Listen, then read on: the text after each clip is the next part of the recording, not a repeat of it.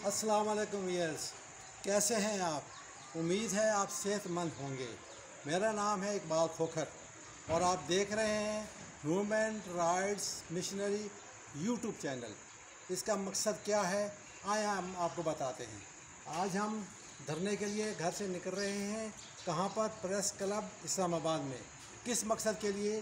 कि वज़ीर आज़म पाकिस्तान, सदर पाकिस्तान से इल्तमास करने जा रहे हैं कि वो बाहवाला आइन पाकिस्तान, दस्तूर पाकिस्तान बाब नहम सफ़ा 142 की रोशनी में पुरानी शरई सज़ाओं का सदारती आर्डिनेंस जारी करें और मुल्क के अंदर खिलाफ सुन्नत, खिलाफ कुरान, गैर शरई, गैर इस्लामी सज़ाएँ बंद हों।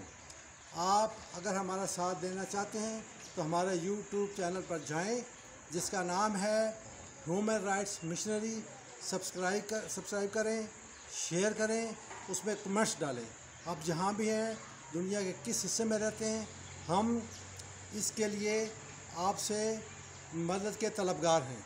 न सिर्फ पाकिस्तान बल्कि तमाम इस्लामी ममालिक के अंदर भी हम कोशिश करेंगे कि मुजरिम को जुर्म साबित होने पर कुरानी शरई सज़ा दी जाए और गैर शरई, गैर इस्लामी सज़ाएँ बंद हों। Okay, wish you good luck. अस्सलामु अलैकुम।